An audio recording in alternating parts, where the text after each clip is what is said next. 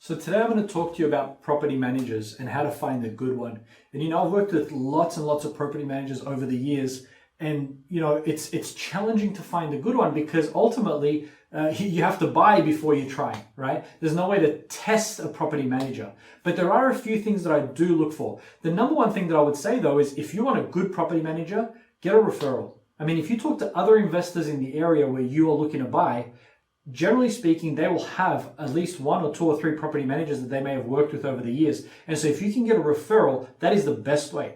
And you can find that on various websites, or you can join a forum, or you can go to like an investor group or something like that and ask people. That's the best way, in my opinion, to find a good property manager. But if you can't do that, then here are some things that I find are going to be really, really important. The first thing and the most important thing, without a doubt, the most important thing for every property manager or a successful property manager, a good property manager, is communication, right? And that is the one area that oftentimes is the most lacking. And here is the reality. Property management is a really tough business, right? You as the owner may not think about that or not care about that because you say, well, I pay the fee, they do the job. But I'm just telling you, as a job, it's a really tough business. You're dealing with people that oftentimes will lie to you. You're dealing with people that will try and cheat you. You're dealing with people that don't hold up their end of the bargain, right? I'm not saying everyone, right? But oftentimes you will deal with this stuff as a property manager. And it's just draining and it's hard.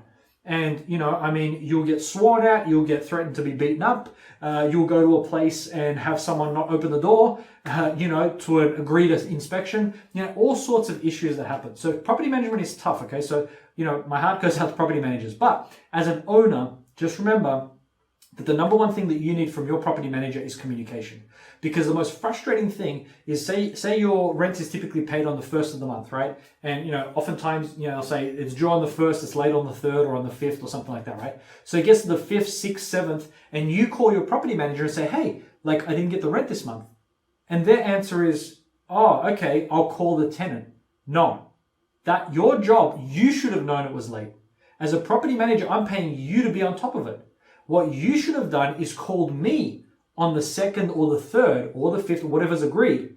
Hey, Mr. Owner, by the way, the rent is late. This is the reason why. Here is what we're doing. We're working with the tenant. It should be paid by the 10th or something like that, right? I mean, ideally, it's not happening every month, right? I want the property manager to be on top of it. I don't want me to be following them up for them to be doing their job. The worst thing that they can do is not know, right? It's their job to know. It's not my job to tell them to do their job. That's what I'm paying them for.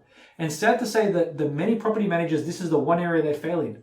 And even property managers I've personally worked with that have done a good job, and I knew they did a good job. I actually knew that they did a good job on the ground in terms of tenants and everything else, but their communication was no good.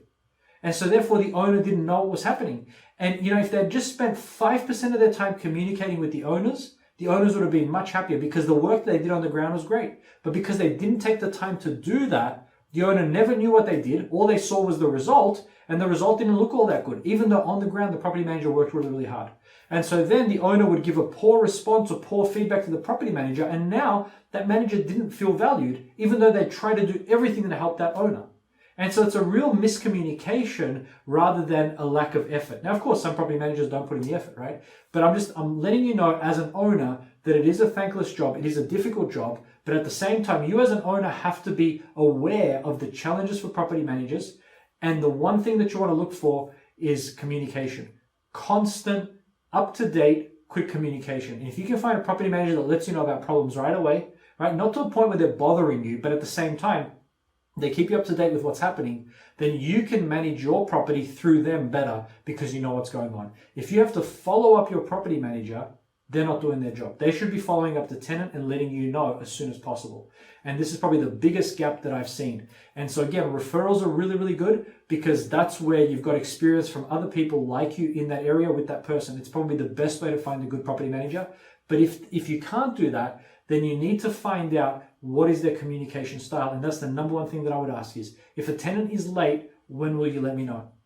When will you know that the tenant is late? And what's the process? Because once you've established that communication, anything that goes wrong, now you can hold that property manager accountable and say, hey, when we signed this contract, you said that you would tell me within 2 days of the tenant being late. On day 3, I'm going to call you. Fair enough? Yeah, that's fair, right? Call them on day 3. Don't let it pass. Don't let a month pass, because so many owners do this. They're like, well, it's a first time. No, there's no first times. You do it right away. You get on it. And if you can get on it, then they know that, hey, with this guy's property or this girl's property, we can't mess around. We have to let them know. And so, just remember, no one's going to manage your money, or no one's going to care about your investments as much as you. They may do a better job managing it than you would, but no one's going to care as much because it's yours. And so you have to get personally involved if you want a great result.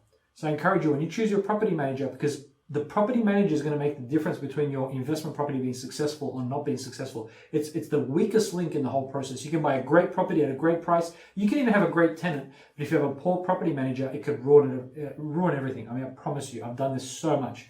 And so communication is the number one thing, and that's the one area amongst everything else that you want to establish up front, and then be really ruthless with it, kind, but be tough on it. Make sure that they're communicating with you effectively.